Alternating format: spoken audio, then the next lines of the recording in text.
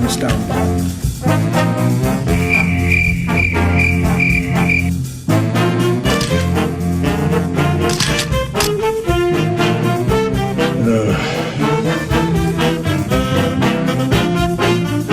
That's my Uncle Paul. Let's go, everybody. Let's go. Good morning. Hashtag Faith Radio. Play around with a bad football team, bad things happen. High fives for everybody.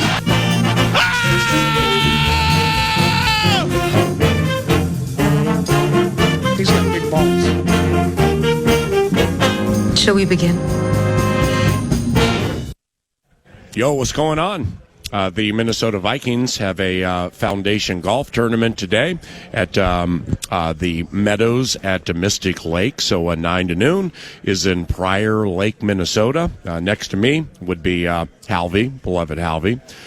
2 in a row for Zach O. 2 in a row for Zach O. He's the on-site producer. And Double B, Brett Blakemore, guides the Great Chip Love Covenant from FM 100.3 KFAN. The sports leader for Double B, beloved Brett Blakemore, is at the 651 Carpets Plus Studios, and an array of guests are going to be joining us today from the Foundation Golf Tournament. You have the likes of some out of towners, including Daunte Culpepper, Carl Lee, Fernando Smith, Robert Tate, Henry Thomas, Bernard Berrien, and by the way, props to Scott Studwell, Tommy Kramer, Mr. L. Raymond, and Jeff Wright. They're part of the Riding Around Not Golfing group, which would be that would be my group if I were playing in the old Foundation Golf Tournament. I can't speak for HOF, who just rolled up next to me, but we have HOF with us right now, and his name is Paul Krause. He has more interceptions. He secured more interceptions than any player in the history of the National Football League, and I believe that number, don't tell me, this was a late ad here, 83. 81. Oh, come on. We got close, right, man? You got close. Yeah, good to see you, Paul. Are you good? Good seeing you. Hey, I was just made aware of something I didn't know, and I think it's really, really cool. I mean, and, whether it's you and I chatting at the draft party like we did, off the microphone, or just running into each other, I really always enjoy chatting with you. Thank you. And your honesty and your candor and just the stories that the stories an HOF can tell from back in the days when you started with Washington. I'm from Washington, D.C., so, I grew up in the Anacostia area, which is adjacent to RFK Stadium, or what used to be. So that hits hard. Then your days with the Minnesota Vikings. But the first thing I want to ask you is, I understand Harrison Smith, fellow number 22, along with HOF, in January, stopped by your garage. And sat down with you to, among other things, like chat his professional lot in life. And as to, I'm going to fix this headphone. You're going Irv Cross on it, and I'll explain what that means, too. You had the headphone flipped the other way. Okay. Irv Cross, when we did Vikings Uncensored at Joe Sensors, what used to be Sensors. He would be the co-host every Monday, and he would have the ear to his headphone flipped the other way, and we kept hearing like a ee. What the hell's going on here? But we're all good now. So Harry came over to chat about what? Chat about what? Yeah. Life as a football player. Okay. Life as a... When to retire. Just life of an athlete. Mm-hmm. And, I played 16 years, and most people don't even realize that, What do you mean? I can walk in any place, and nobody even knows I'm there. Okay, but that still doesn't take away the 81 picks. Oh, no. The 16 years, the 4 Super Bowls. The loving relationship with Fran Tarkenton. And so on. I've done something that nobody's ever done. Yeah, I know. And you did it quite well. We're talking, man to man here. Of course. But I wouldn't go out here right here and say I got 81 interceptions. Yeah. You let others say it for you. No. You know what I mean? Yeah. But I don't know. But like with Harrison and you know, in knowing Harrison all of his career, and occasionally chatting about you and what you did and how you played, and we haven't done that in a few years. You know, I mean, Harrison Smith has such a high level of respect for your longevity. Oh, we get along great. Okay, and you started with was it like Billy Kilmer and Sonny Jurgensen, or before that? Okay, no, Sonny Jurgensen. There we go, Sonny Yep. Jurgensen, right? Yeah. And you know, so you started there and then came here and ended here. Well, I mean, for Harrison, it's abundantly apparent starting with a team and finishing with the same team. Yeah. It's very important to him. Yeah. Why Yep. why do you think that's important to him? Well, I can't tell you that. Yeah. You know, it was important to me when I did it. It's a long story. Yeah, I got plenty. It's radio, man. I got plenty of time. Well, ain't nobody in your ear saying, wrap it up, Paul. Okay. 5, 4, 3, 2. You know what? All right, 3, 2. I played 4 years at Washington, and wasn't real happy.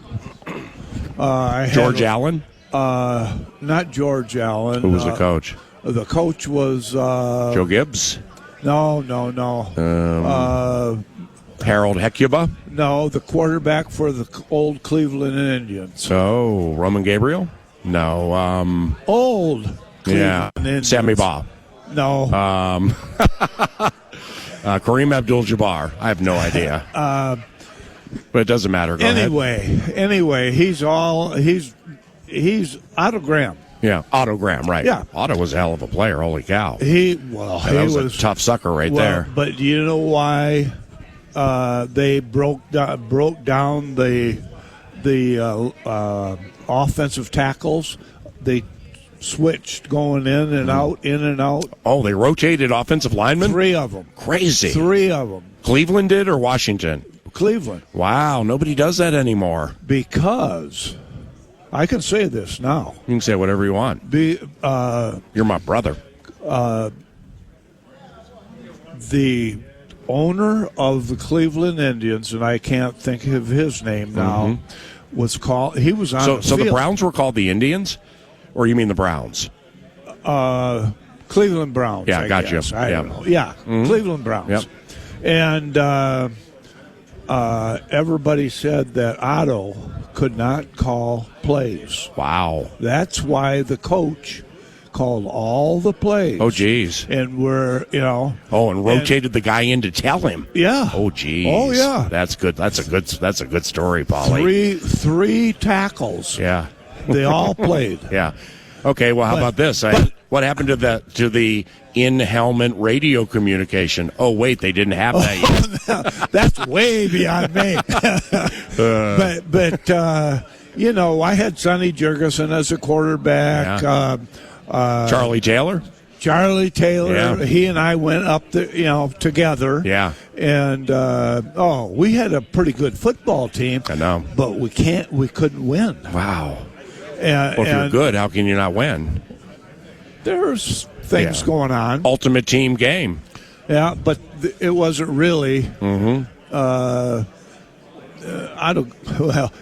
going to say this. I don't think Otto Graham knew anything. Okay, but he couldn't call a play. He couldn't. He could crazy. not.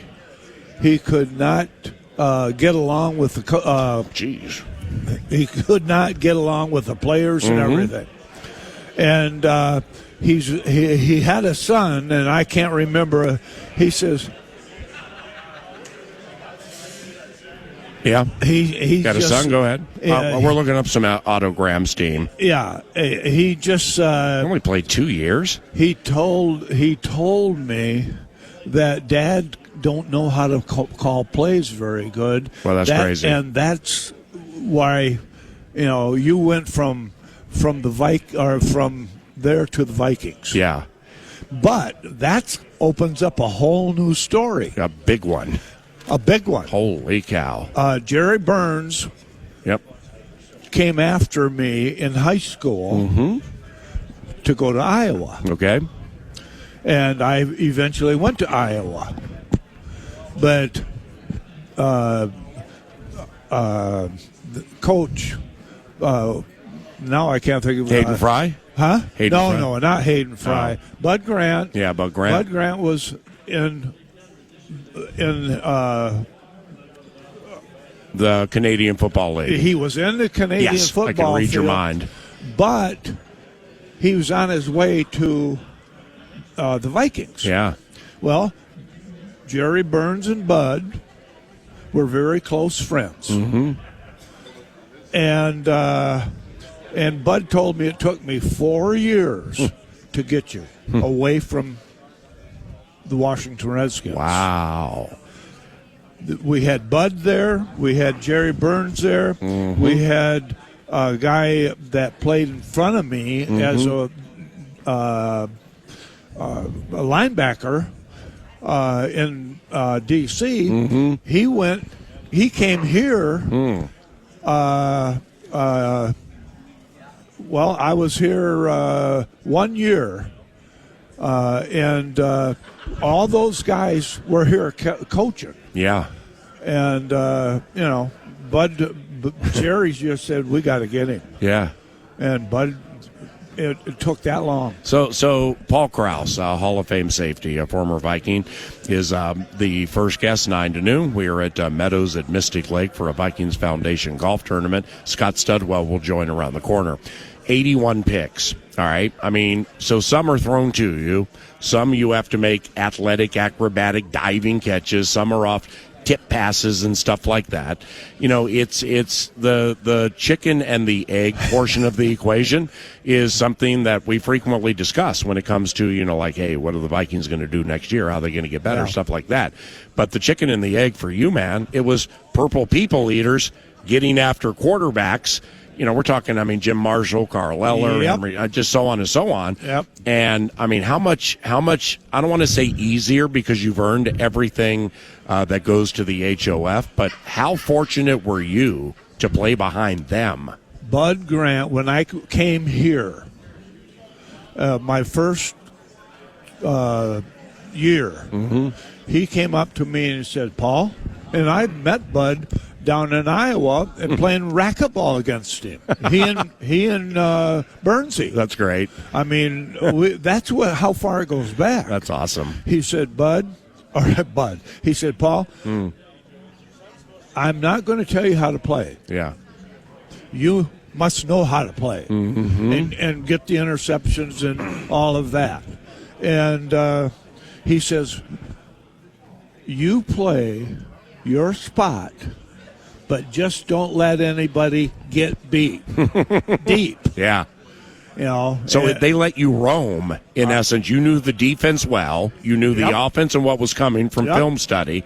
So Troy Polamalu, the kid with the hair for the Steelers. Yeah. So you were like Polamalu before Polamalu was Polamalu. I don't know. I really don't know. Yeah. But Bud said, you play how you want to play, but just don't get beat deep. Yeah. And that's all it was. Did you ever get beat deep? No. Come on, not one time. Come on. I think maybe once or twice. I can't recall. Harold Carmichael didn't get behind you one time. No. Charlie Taylor? No. He was on my team. Cliff Branch? I don't know. We'd have to go back and see it. Jimmy Cephalo? Those are from the past. All right. I don't know, but if they got You're the best. If they got beat, if I got beat by somebody, Bud ain't pulling you from the game. So if you get beat, you get beat, but he ain't pulling you from the game. Nope, I never pulled me from the game. Just don't let him get beat. Yeah. Hey, Kevin O'Connell as a head coach. What do you think of Kevin? Well, I don't really know him that well. Mm-hmm. And what do you think of the team under Kevin? I think Kevin's got something to learn. Like what? How to treat the team, and I don't think that he was a quarterback. Mm-hmm. What do they know about football? Come on, man. They go back and throw it. Yeah, right. But you gotta know where to throw it. Yeah. And I went up to him about 2 or 3 times to say, if I can help you, in training camp or something, I'll do it. Yeah. He says, we got enough coaches. Okay. That's all he enough said. coaches. I mean, every team Hey, has like 30 now. That's what he said to me. Yeah. You know, and I just go along. I got all those interceptions, and if anybody don't want to know how I did it, Yeah. fine. Yeah, but you got Harrison Smith in your garage. I mean, Well, what more can you want? yeah, but I'd like to see Harrison Smith play strong safety. Yeah. He's a strong safety to me. Yeah, he's I a mean, strong referee. He's a great, strong safety. Well, you remember early in Harrison's career, like as a strong safety, Yep. I mean, he would run up and blow you up. And then, after about $15,000, $20,000 to $50,000 fines, now he seems to be playing a little more loosely. Oh, I mean, he don't does. get me wrong, he'll still hit you. Yeah. But, I mean, you would know better than anybody, Paul, you're HOF. The last thing you want to do is be thinking when you're running out there, man. Oh, never. I studied football from day one to, I played it, and I took all my coaching and everything. And I think I know defensive pass football better than anybody. Well, anybody as in anybody like in the game now or the history of the game? I don't care. Yeah. I mean, you've seen so much for so long. I've seen how they should play, and you can't get beat deep. Yep. And that's all there is to it. 100% play action, don't bite, right? That's right. Hey, thank you for joining. Your Hall of Fame career, Hey, something I got a lot of respect for, man. You know that. I was Good to see you. I listened to you at the Guys. Oh, Rise with the Guys? Rise with the Guys. Oh, yeah. wow. At Grace Church. I was way up there. Wow, I know. Well, that's where heaven is. That's where I stay. You were closer to heaven. That's the way we look at it. I just don't. I don't want to jump in. Hey, I'm Paul Krause. Yeah. Blah, blah, blah. Yeah. No, that's all done. Right. Well, I mean, since you went there, I'm proud of you. I'm proud of you. I'm proud of you, and I love you. But since you went there, the Bible teaches you're the exact same as me, the people making the food here, and everything. So we're all the same in His eyes, and that's all that matters. God bless you, brother. Absolutely. Thanks for the Thank nice you. words. Thank you. And congratulations on the great career. You bet. That's Paul Krause, HOF safety for the Minnesota Vikings. My man only missed 2 games in 16 seasons. I mean, that's quite the accomplishment. 81 interceptions, and the NFL's all-time leading interceptor was just on the 9 to noon show. Join right now, Mr. Producer. You're on with this, Zacho. Zacho, come on over here. Yes, sir. Rob. That was 81 interceptions, more than anybody in the history of the NFL, including Deion Sanders. Your thoughts? I mean, it's hard to process just the greatness and to know that he's well represented in Canton and everything. I mean, he just and I believe him when he says he knows he knows more than anybody. My man was about ready to get a little crotchety there for a second. Yeah, it was heading down the crotchety highway. I just didn't know where it was going to go. But that was great, and that's the first of several to join us. I believe Scott Studwell. Stud, you want to jump in right now? We'll make this a marathon segment. Come on, man. Come on. What's up, bud? Good to see you. That's cool. I got Halvey right here. I mean, what more could you possibly want on the 9 to noon radio show? Yeah, Scott Studwell, the man who has led the Minnesota Vikings in tackles more than any player in the history of the team. We're talking season after season after season. Chad Greenway either tied you or got close to you for leading the team in tackles, and I think he might have missed it by 1 before he retired. And Chad wanted to beat you. I mean, you guys are so competitive that he would never come out and be like, you know what, I really want to end knowing I led a National Football League team in tackles more seasons than anybody else. He couldn't quite get there, old stud, could he? Well, that was a hallmark for Chad, but it wasn't necessarily a hallmark for me. I mean, it was, it was just kind of goes with the territory. Yeah. You get paid to make tackles, and you get paid to, and it just so happened that I came around in an era where people ran the football, and that's what we were paid to do, and so I was very fortunate from that respect. Dude, so it's interesting you said that. Scott Studwell is our guest at Meadows at Mystic Lake for a Vikings Foundation golf tournament.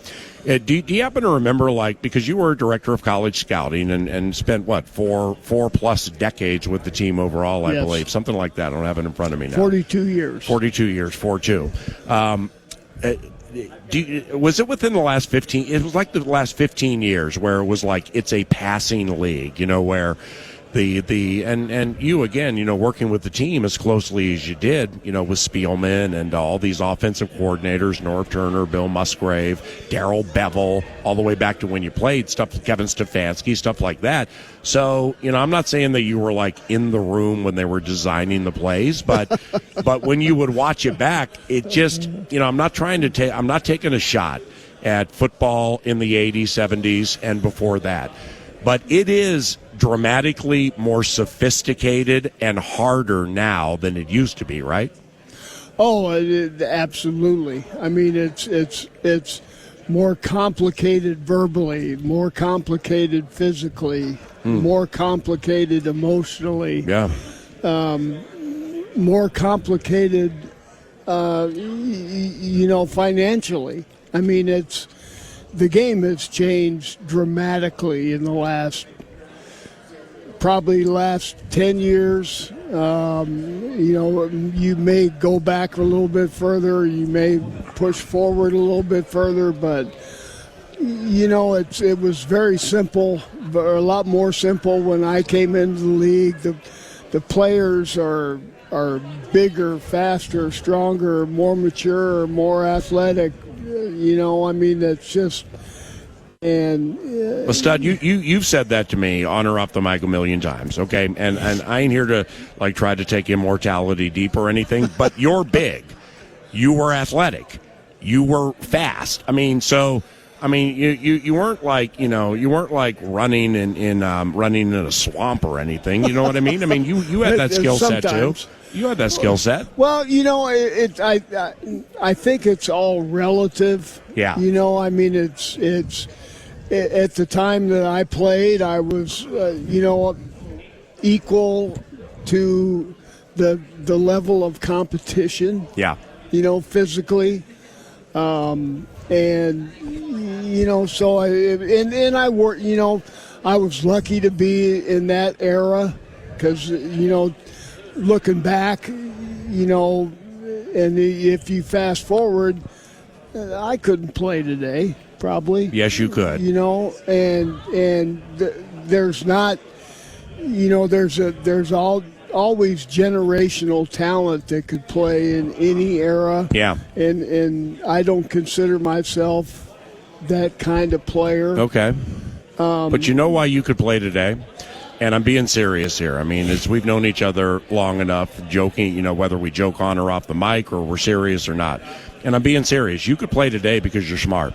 And Ben Lieber and I have this conversation frequently about some players with whom he played either here or other places. But an example I'll use is, do you remember Chicago Bears? I think he was a weak side linebacker. Outside linebacker, Hunter Hillenmeyer. So you had Brian Urlacher, okay, Lance Briggs, a couple of generationals there, right? Right. Ain't nothing generational about Hunter Hillenmeyer. It's offenses would pick on him. He would come off on nickel all the time. But you know what? My man played 10, 11, 12, 13 years. Yeah. Why? Yeah. Because he knew the plays. He knew where to be. And that's what Lieber and I talk about is if you're athletically gifted, even if it's not generational type stuff, if you just know what to do, where to be, and you don't make mistakes, you can make a lot of money for a long time, right? Yeah, but it's, I guess I would just say, I'll say this, is knowing what my skill set was, and if you fast forward it to today's game or even 10 years ago or so, I would have been a first and second down player. I'd be off a nickel and dime, and that started towards the end of my career. At when even then it was. No, obviously I was. I was in my 13th and 14th year in the league, so that's cool. It's, it was. Yeah. But it's in today's game. It's just. It's. Your nickel and dime corners probably play more snaps than your third linebacker. Right. Yeah, no doubt. And so that's today's game. Well, the linebacker situation here it's fluid. I mean, it's ever changing, and maybe they've settled in on something now.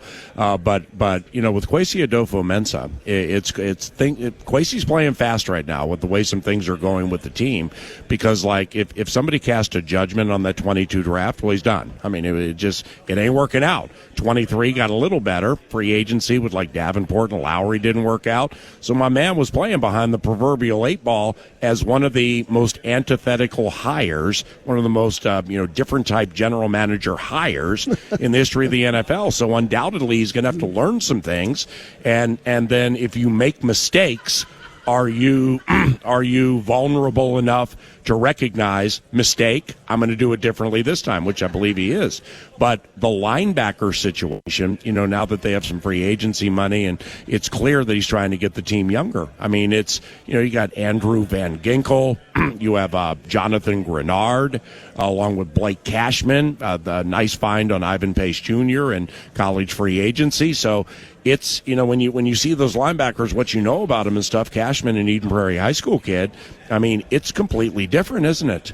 Well, I think they have tried to adapt their personnel to Flores' system as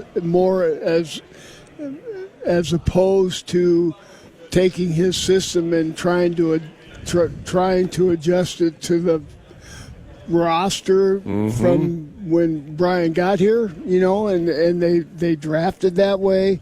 They signed players in free agency from that perspective.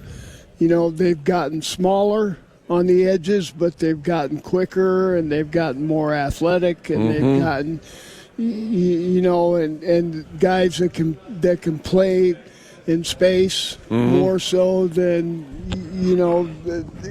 the old guard, and so it's Kwesi has he stepped into a job that nobody's ever really ready for it. I think he's grown into that position. He has, I think he has improved. It's a thankless job from the get-go anyway, and it's a tough job, but he's, I think he's a good delegator. He's an intelligent guy. He is adaptable. I mean, he's so I think he's on the right track. It's getting there. And we just have to kind of wait and see. Yeah. How'd you get so tan? Jeez, well, go to the Caribbean? You seem like a big Caribbean guy. Go ahead. I was my family, all my siblings went to the Outer Banks of North Carolina last week to dispense with our parents' ashes. Okay. So it was a bittersweet vacation, but it was a great way to spend time with my 3 siblings and pay respect to my parents. Yeah. And we had a really, really fun week. I don't the producer next to me, Zach Halverson, or I don't care what Halvey, Bob Hagan, or Tom West say. I think you look great with a tan. So I'm here to stick up. Whatever. Let me ask you this real quick. You played against Billy Kilmer and Sonny Jurgensen, right? or Billy Kilmer? Sonny, I believe. Okay. Yeah. Here's the point, is that you being a defensive player, and even like Ron Jaworski, who wasn't in the greatest shape in the world, Kenny Snake Stabler, he was in terrible shape, but he was unbelievably smart and good, and with good instincts. So think about the quarterbacks now, and like Brady and how he took care of his body and the diets in the offseason and, just the physical nature of it and the stretching, just everything that goes into sustaining. I mean, Jaworski, Snake Stabler, Billy Kilmer, and Sonny Jurgensen. I mean, they might have had a separate job in the offseason, like when Billy played for Washington or whatever. I mean, just dramatically different. You said earlier, they're bigger, they're faster, they're stronger, they eat better, better care of themselves and stuff.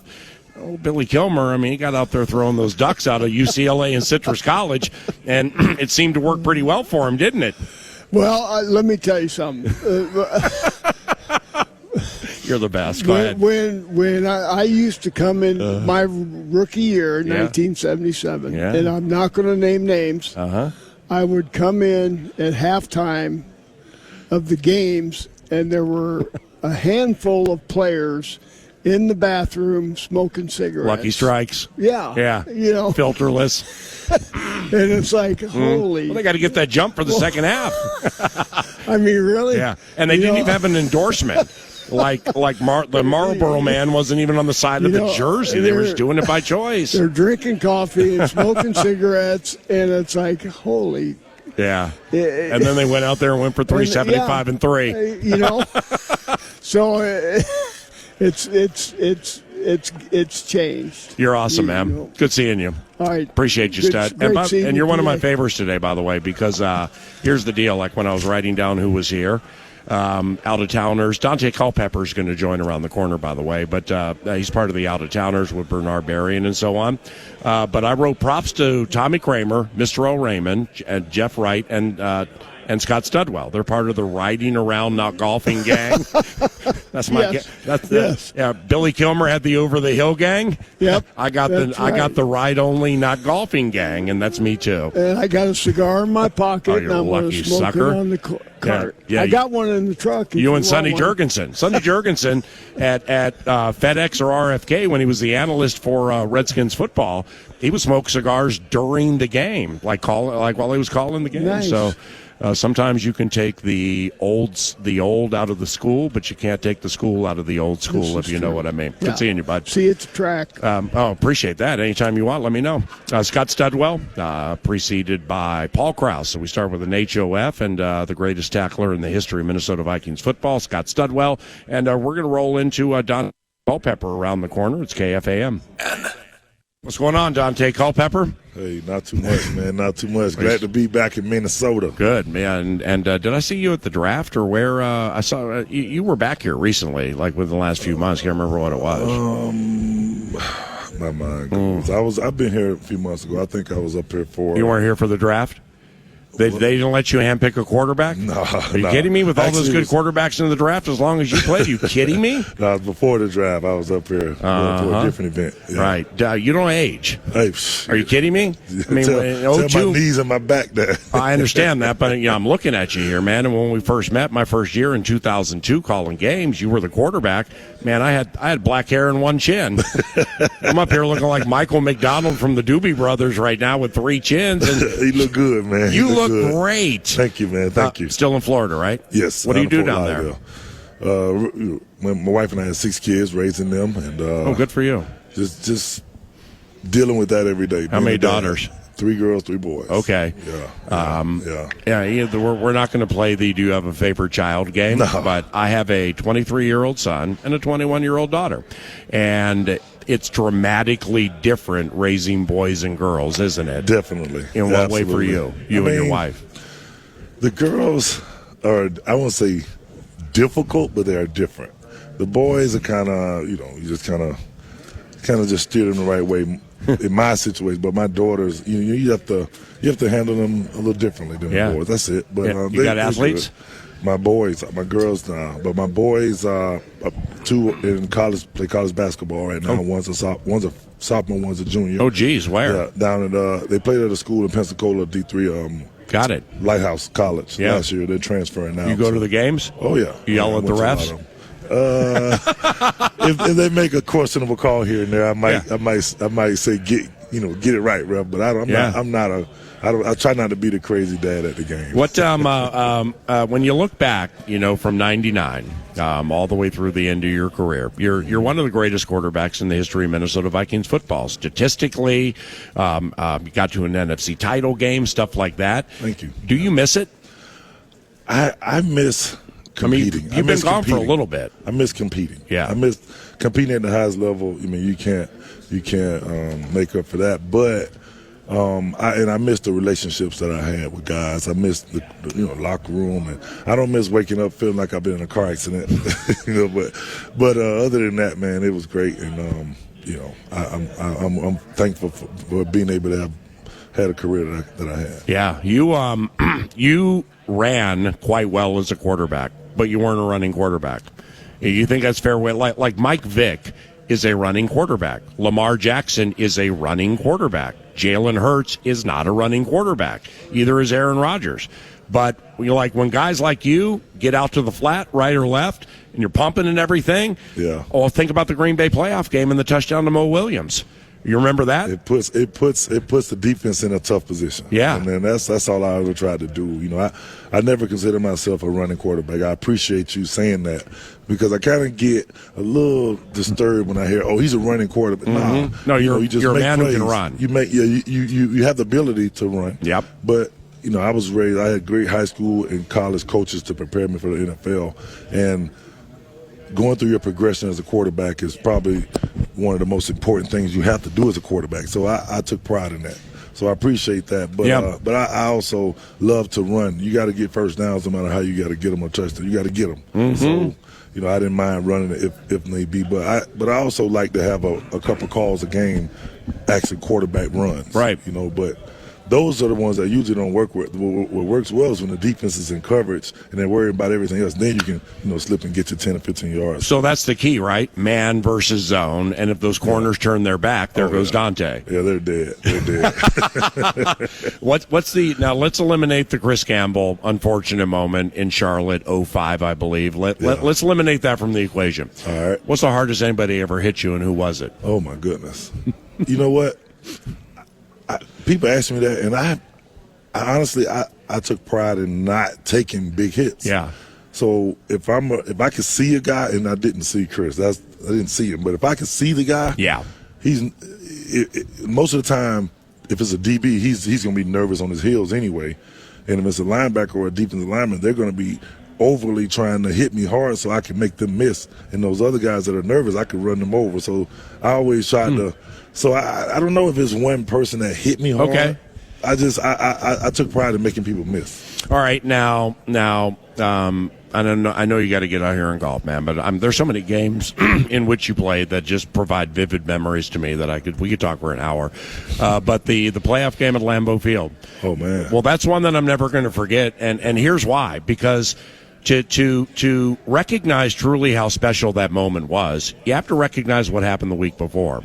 And you lose to Washington. Moss leaves the field early. Okay, so this is before Twitter and ProFootballTalk.com and all that kind of stuff. But it still was hot. It got a little hot. Moss left the field early. So then you guys go to the locker room, and there was a Carolina Panthers New Orleans Saints game that was taking place. And you needed like John Casey, the kicker for whomever, to make or miss a kick or whatever, and he did well, and you get into the playoffs. Yep. So then now you're going to go to Green Bay. Okay, and Green Bay had beaten you twice that year, 34-31 both games. Yep. Longwell walked off on you twice, right at the buzzer, including on Christmas Eve, which taught me a great lesson, because at that stage I have a 1-year-old daughter and a 4-year-old son.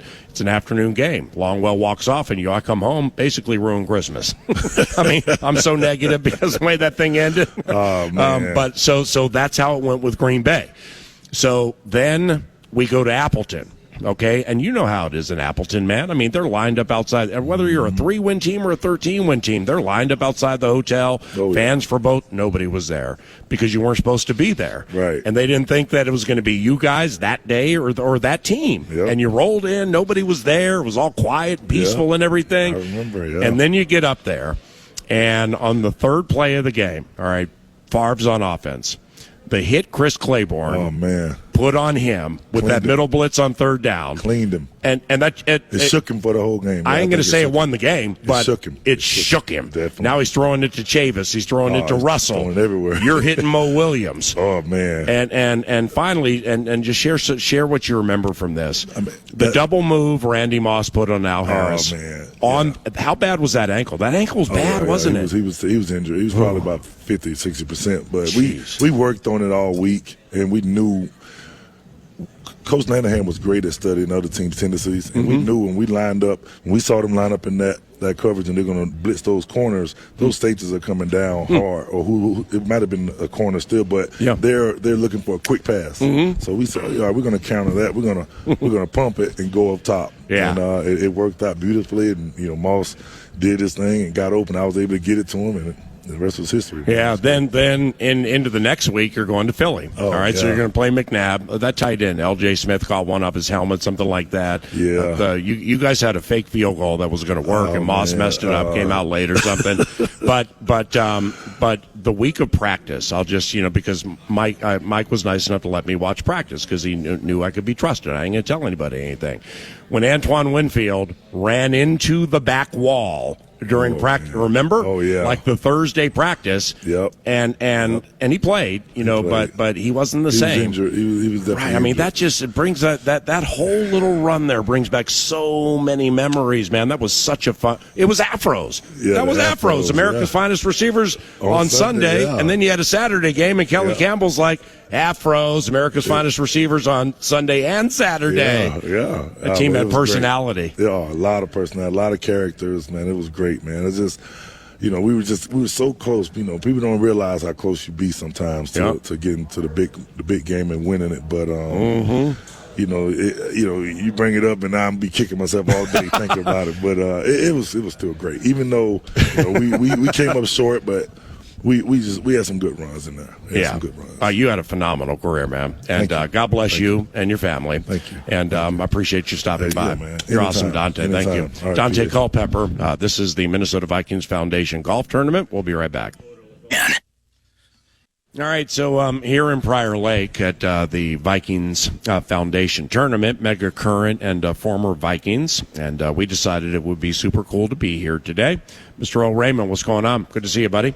Mr. O. Raymond is one of them, along with some out-of-towners, Daunte Culpepper, who you just heard, Carl Lee, Fernando Smith, Robert Tate, Henry Thomas, Bernard Berrien, I believe, is here.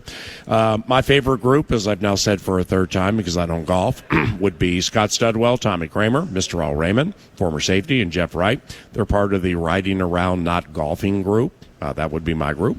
And Garrett Bradbury, Brian O'Neill, Andrew Van Ginkel, I believe Blake Cashman is here, and so on and so on and so on. And coming up around the corner, the Scribe, a Tuesday special, 9 to noon. Ben Gessling from the Star Tribune will join us, and we will wax nostalgic with some of those names, and also chat some of the current scenarios for the Minnesota Vikings who. I need something explained to me. What's going on, Z? How you doing, brother? Doing good. How are you? Good, thank you. I'm going to need the Scribe to describe something to me when he joins about 7.5 minutes from now. He's going to leave. Well, no, it's not today. It's tomorrow. But they have what's known as, you would know this, access at Twin Cities Orthopedics Performance Center. Coaches talking, players talking, or whatever. It's like we got players out here, golfing, but there are also players like after minicamp, I think doing some kind of organized team. So I'm like, hello, if you're still there, I got to figure out what's happening after minicamp. You know what I mean? Because they still got players practicing, but they also have players. What's going on, Doctor? Good to see you, brother. So that'll be coming up around the corner. Now, you and Double B, Brett Blakemore, you guys are the two most elite hockey minds of all elite hockey minds on the KFAN payroll. I did not watch any of Game 2 of the Stanley Cup Final last night. Watched a fair amount of Game 1, spine tingler. But you first, Zacho. 4-1 Panthers. What happened? I mean, are they just killing your oil? It's funny because you go from a 32-save shutout for Sergei Bobrovsky, the Panthers goaltender, and then the first shot he sees, which, to his credit, took over half a period, ends up going in. It was, Wow. I think, the classic case of goaltender didn't see a shot, was a little cold. I think he would have wanted that one back, but he focused in the rest of the way, did not let up another goal the rest of the 50 or so minutes it was the rest of the game. And then, of course, just the Panthers just with that trust in their defensive core, with that trust in that goaltender who is, I mean, they're talking Hall of Fame talk now with Bobrovsky, and I think it's well deserved because he has had an incredible run this season in the playoffs, and now has given his team a commanding 2-0 lead. The Vikings, all right, 3-2. The Wild is trading Bus, right? I mean, like Gus Bus, is he going to be traded? I mean, Brett, I don't know what your thoughts on this. I think so. I mean, I think the Wellstead is sort of the future, but I don't know if there's any sort of definitive talk yet, correct? Yeah, I mean, that's the thinking, is that Bus is going to go. I know Bill Guerin has said often that you can't leave him in the American League for too long. You can't over-season them. I would disagree with that. I think it's time for him to be up, but we're really just kind of waiting to see if Gus will be traded. But don't we have the second coming of a cross between Bernie Wolf and Ken Dryden in like Wallstead? Or there was a lot of excitement, and I don't think he had the there was a little bit lost, but toward the end of the season when he got his opportunities, his minutes. But again, it was a pretty tough situation to come in already. So I think that that answer in terms of what. Is he, going to live up to the hype? I think that still remains to be seen. How excited is Billy G right now? I mean, we're 12 and a half months, a year and a half a month from the buyouts being off the books. I mean, that's seriously, it's like, I'm not saying that he's like a prisoner in a cell with a rock, like marking on a wall, another day, another day. But this thing has just hamstrung the whole thing, hasn't it? Yeah, I mean, imagine anybody in that position with the handcuffs on, unable to really do what he wants to do, and finally, it's the light starting to appear. It's unbelievable. We're still a year away after living in this cap hell, for so long. But you can tell in the press conferences, the one toward the end of the season, that there does seem to be a change in his demeanor and how he's looking at this, because he finally, slowly but surely, becomes in his own, and finally is able to do what he wants to do as general manager. You are my main man. Thanks for helping that segment and heading out here and producing 9 to noon. I appreciate you. Good to be here. All right, Z. Likewise for you, Double B. The Scribe, Ben Gessling, joins us next.